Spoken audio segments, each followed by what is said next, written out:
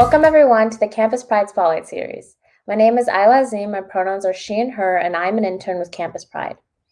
For those who don't know, Campus Pride is a leading national nonprofit that empowers student groups and student leaders working to create equitable LGBTQ+ friendly college campus and university campuses. You can learn more at campuspride.org. Today I'll be interviewing Portland State University for the Campus Pride Spotlight Series. This series is all about what today's universities and colleges offer today's LGBTQ+ students, our diverse genders and sexuality spectrum. We will highlight colleges and universities that are providing LGBTQ+ inclusivity on their campuses and learn more about their programs and services. I want to introduce to you the representatives from Portland State University now. Hi everyone, my name's Kay. I use they, them, theirs pronouns, and I'm the director at the Queer Resource Center. I can go.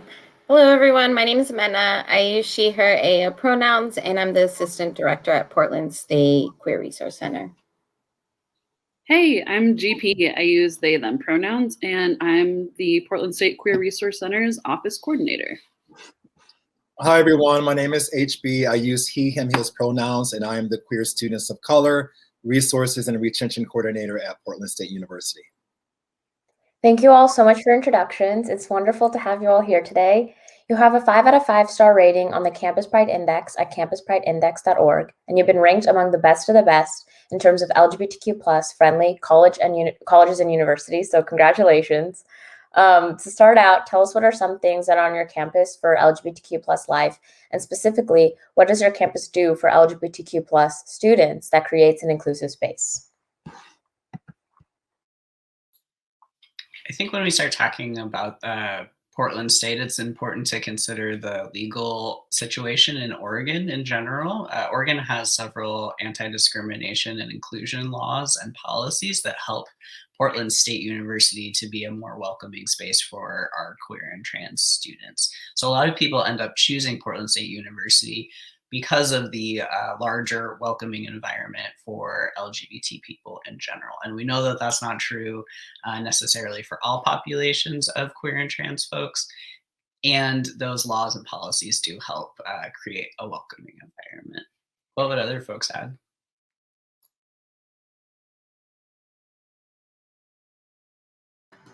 Yeah, I think also just talking about our first name change override is important. That's really important to students. We have an all gender restroom map too that folks can pick up a copy. And usually if students are touring for the first time, they get really excited to see that.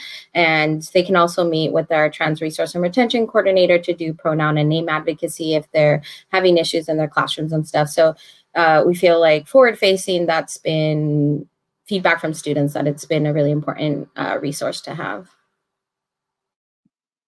I think our center also is just kind of a really unique space. We have a really big center and it's really fun and comfortable, and people can get a lot of their needs met there. Like we have a free food pantry. We have a huge library where folks can kind of check out books for school or a fun DVD, things like that. So we have, a lot of resources for folks to just really be in community when we're in person, and to just kind of find their people and hang out. To add to this conversation, I think we have a very inclusive space because we create spaces, intentional spaces for our most marginalized of students, including the Queer Students of Color Conference, which happens annually in the spring. We also have the Transgender Action and Care Conference, which happens in November every year. And also just hearing this question, I think about the partnerships, the intentional partnerships that we make across campus with other departments, including the School of Social Work and the Women's Resource Center.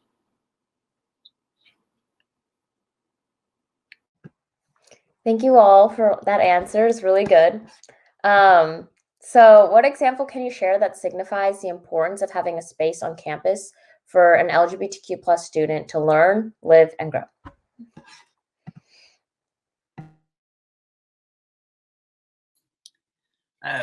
One of the reasons I like working at Portland State University is that we're considered an access institution. And what that means is that students who historically have been kept out of higher education spaces, either because of economic circumstances, racism, or other forms of oppression, those students are more likely to be able to come to Portland State University. So I think about the ways that myself, my colleagues here, and other colleagues across the university are working really diligently to make a campus space that is more welcoming and more able to serve our specific student population. So some of our students are navigating some really just like real life circumstances while also pursuing an education. And so we get the opportunity to work alongside those folks to make sure they're able to achieve their educational dreams. And I think that's a really exciting thing about PSU. If I can share, when I first came to PSU, I came as a student from out of state. This was a couple of years before I started working there. And I was just really impressed that the school had a dedicated space for queer and trans students, because that was not the case at my undergrad institution. It's also important to note that Portland just has the racial and ethnic demographics in Portland are very disproportionate, and a lot of our students who identify as being people of color are very marginalized, and they also they need more of an intentional space. So I feel like the Queer Resource Center is doing a lot of work to make sure that the most marginalized people within LGBTQ communities have a space to be part of and can be visible within that space.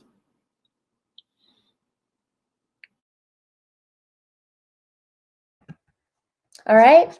Thank you both for your answers. So may you please tell us more about your campus's LGBTQ+ inclusive policies, and how do students on campus feel about such policies?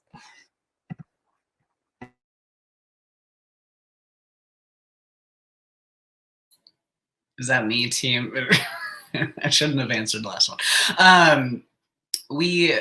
Portland State University has done a lot of work to build on the laws that exist in Oregon. So we have an internal anti-discrimination policy and welcoming policy that specifically names gender identity and sexual orientation.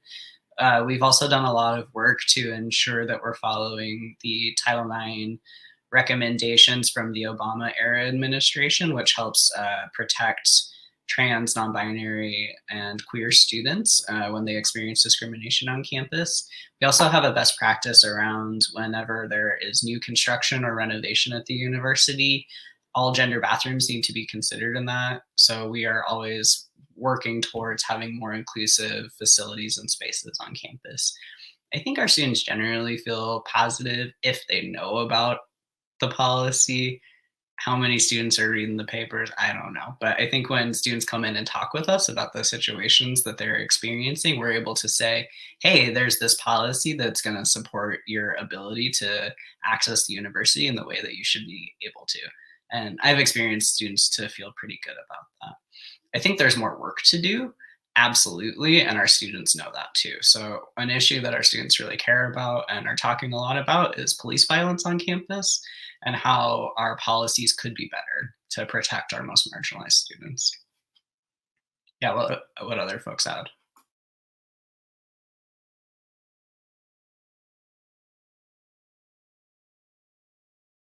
All right. So in your opinion, why does your campus feel the need to provide spaces and resources for LGBTQ+ students?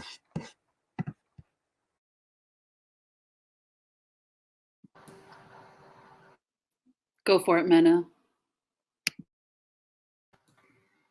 I was just going to say that I think that in general, LGBTQ+ people are marginalized, and then those spaces are really important to create. And so although we have this physical space, Queer Resource Center, we recognize that within that we need to create more spaces for the marginalized folks within the queer and trans spectrum. And so That includes different affinity groups that we hold for certain identities within that. For example, we have a queer disability affinity group, and we have a queer students of color affinity group, and we have an API affinity group. And this year, Hollis started the Black, Trans, and Queer affinity group. And so I think it's really important to find these spaces where folks can feel like they're in community, especially when they may already feel small on campus. And so I think even though we're in the top 5, we also have to recognize that Portland is a very white space. And so when you're already in a marginalized community and then you fit into another marginalized community, you can kind of get lost in there. And so it's important for us to provide several spaces, because we know that one mold doesn't fit. And, statistically speaking, there's a lot more barriers for these folks, and also might need more resourcing and access to different things. And so I think that that's really important to us as a space.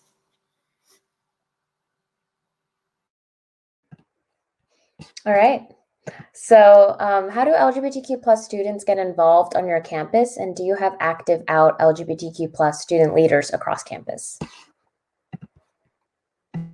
Is that me again?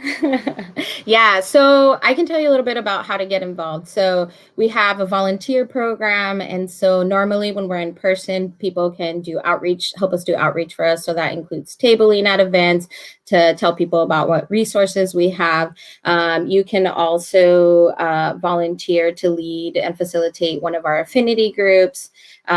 We just started a new pen pal project that will be launching where we will have GSA middle schoolers writing with college students from the Queer Resource Center that we're super pumped about. In addition, we have a fully student-led speakers board that's called Queries. And so it's a storytelling educational project. We go into classrooms and do panels on a variety of topics, from Cutie 101 to a little bit more higher level panels, depending on what the classes are.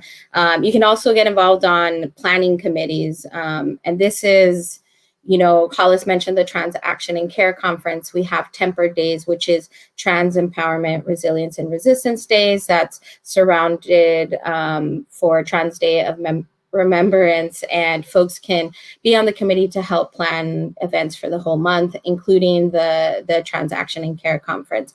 Folks can also be on our Pride Planning Committee. This week actually is Sex Week, and we have a committee of students volunteering to plan the events for this week. That's really awesome. And there's other ways to get involved as well, including folks on Hollis's committee for the Queer Students of Color Conference. That's really amazing as well. So there's lots of ways to get involved with the QRC. Our most popular, I would say, is volunteering at the front desk. Unfortunately, we can't do that right now, but we're hoping somewhere in the future that we'll all be able to be in community again, because I think that physical space has been tough not achieving, which is why we started the Pen Pal project, because it's a way to stay in community while we're all virtual. But if folks want to add anything else, I was trying to summarize. Yeah, I'll chime in. As Mena mentioned, we have a planning committee also for the Queer and Trans Students of Color Conference, which happens every year, and students, they basically volunteer, and in that role, they become leaders because they help design the conference, and they decide who they want to be there, and the structure of the conference. And it's a 3 to 6 month process of just planning the conference in itself. In past years, I've had a Queer and Trans Students of Color programming board, where the students, they get to learn aspects of what goes into planning events and picking speakers and things such as that. We also have internships available throughout the years. Right now I have 2 interns who are working on different aspects of Queer and Trans Students of Color programming at PSU. I think I would add that just being in the space is a great way to be involved too. I think the people who are hanging out in our center, it's like their living room, and between classes, and they get to know us as staff and our student staff. And I think a lot of the people who just end up hanging out in the space a lot, they slowly become volunteers, and then they become people who work with us. So really just being around is also being involved.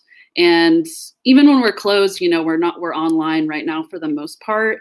We have a lot of like virtual spaces for people to be involved in. Like we have a Discord server right now that has so many fun channels, and people are like getting involved by posting memes every day, or like posting their cool art or whatever. And people are finding ways to make friends in that way too. And those people are getting involved and becoming volunteers. So like just being there is also being involved. Oh, one more thing. And also our student staff, you know, like as GP mentioned, we have usually 3 to 4 desk staff, student staff positions, and we have a trans resource and retention coordinator. That's a very high skill set position. Queries coordinator, which coordinates all the queries volunteer program, our volunteer coordinator that coordinates our volunteer programming, and our marketing coordinator that does our social media and weekly newsletter so that folks can know what we have going on. And so if you receive our newsletter, you can find ways to get involved, and that's really an awesome way to stay connected on campus.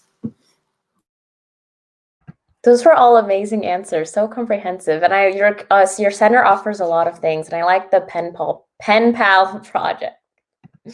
Anyways, so if an LGBTQ+ student has an issue of harassment inside or outside the classroom on your campus, how will it get remedied or handled? Mena also jump in. Everyone can jump in, obviously.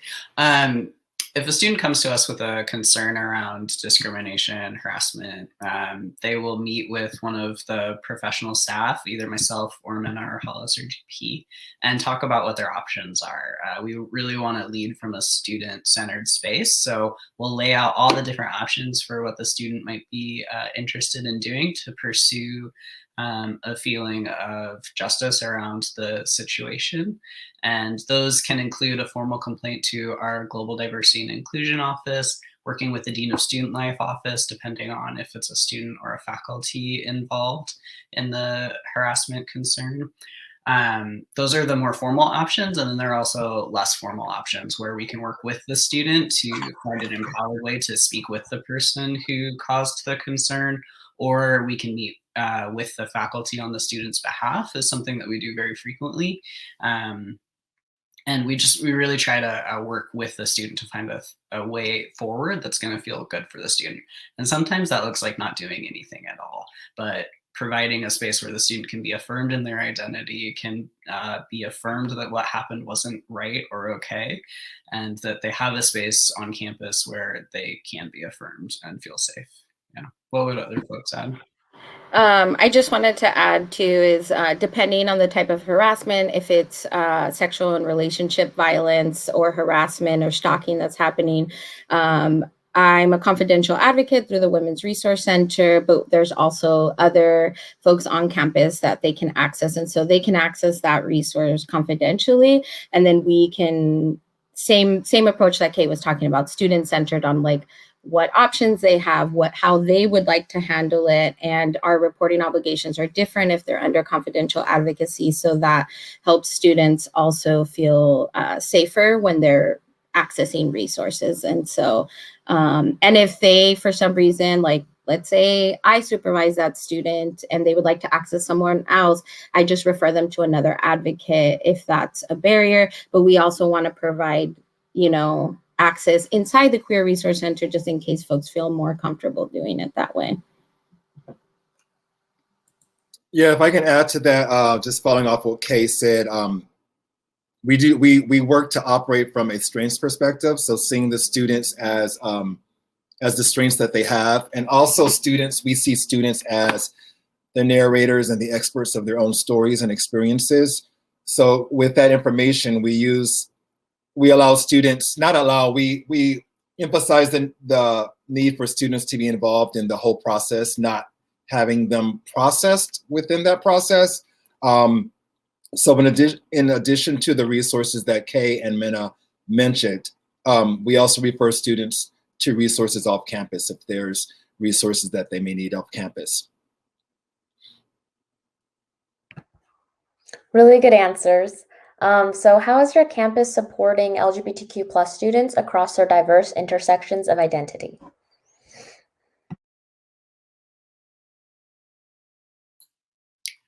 I'll quickly say that some of our campus partners are really endeavoring to make sure that their other spaces across campus are also welcoming for queer and trans people who hold multiple identities. And I think lots of us on campus are working to see our queer and trans students as whole students who have lots of different stuff going on and lots of different identities. So in particular, the Cultural Resource Centers and the Women's Resource Center are spaces where students are feeling really welcome to be their whole self.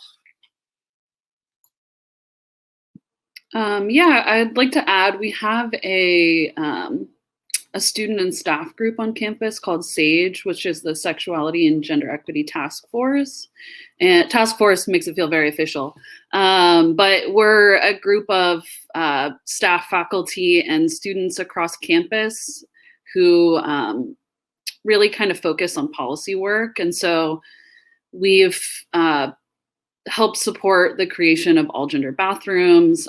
There was a particular House bill that SAGE helped co-sign and co-create to kind of expand the demographics that universities collect during admission to include more genders and sexuality options. And we've been doing campus climate surveys and trying to create policy work that's rooted in the student needs. And this group it's part of the QRC, and it's also part of global diversity and inclusion. And it has a lot of kind of buy-in from people all across campus. So, you know, we have somebody who works in the registrar's office who's doing sexuality and gender equity work. And we have somebody who works in the College of Liberal Arts and Sciences Dean's office who's working with us. And we have students who are really excited and doing research with us. So there's a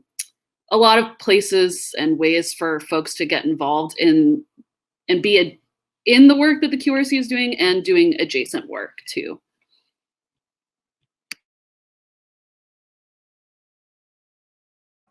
Really good answers.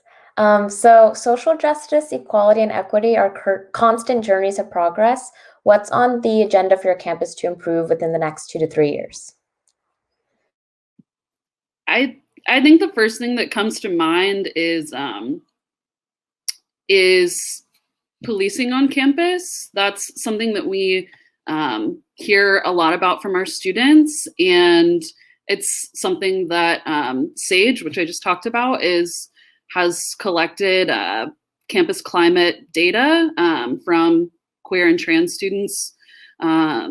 It's really relevant, I mean, especially in Portland. Yeah, I think really understanding the queer and trans experience in navigating policing and all of the identities within queer and trans students too. I think that's probably one of the biggest things. And there's a group of faculty, students, staff, and community members called Disarm PSU. And they've been working for years to do work in making PSU a safe place for queer and trans students. I think something to add to GP, what GP just talked about, is also we've been intentionally doing a lot of work these past 2 years together with hiring marginalized folks within our own communities. When we're looking at events, how can we get more queer and trans, like people of color, work into our space in a variety of reasons, paying more marginalized folks to do amazing events with us. This year, our keynote for Temper was Dominique Jackson, the executive director for Black and Pink, which was really awesome. And I think just, we're really trying to improve and evaluate how we do things. We've been taking a lot of feedback from students as well and trying to reevaluate how we're doing our programming. You know, can we pay more students to do workshops and things like that?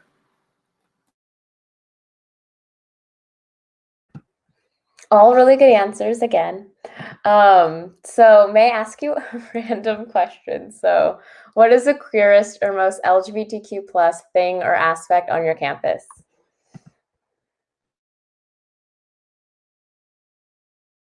I feel like that's one for GP.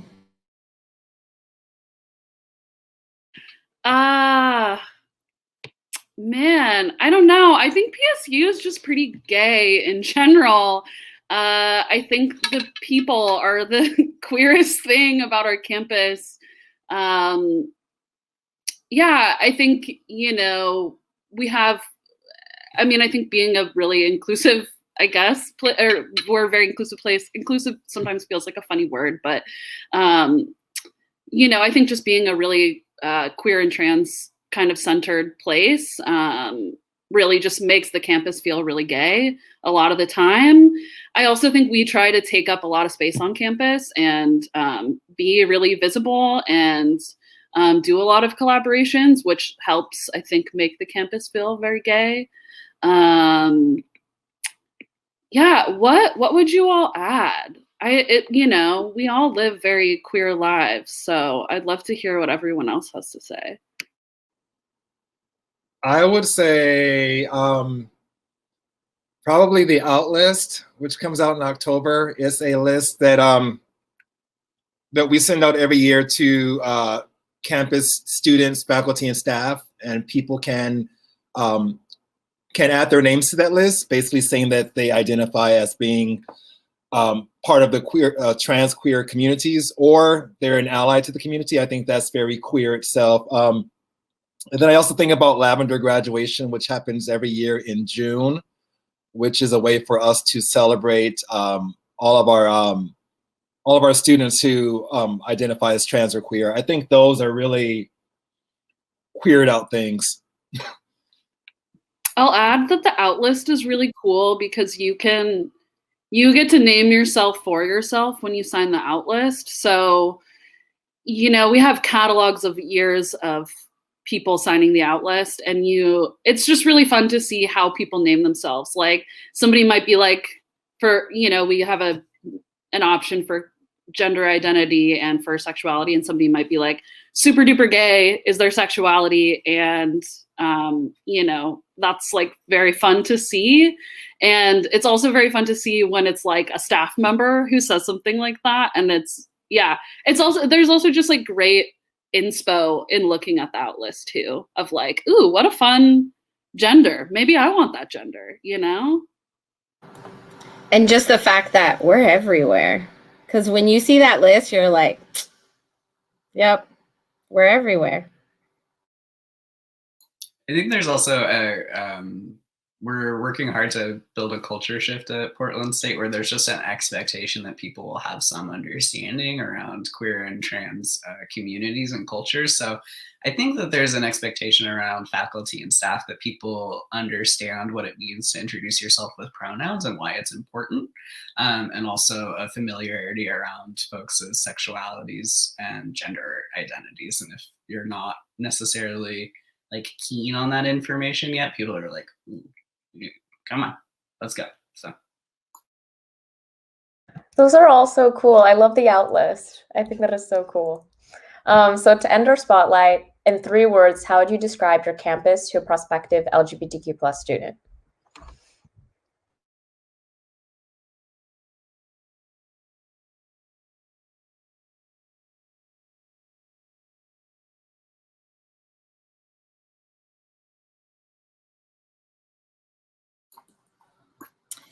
Do we each go, or? I would say fun, radical, and wow, I'm blanking. Someone help me. gay. Super gay. I'd add scrappy, hella queer, just like so queer, and like dynamic.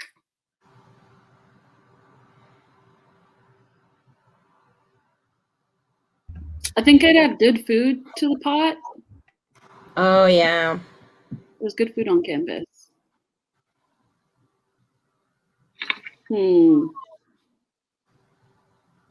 That might be my contribution. HB, you're up.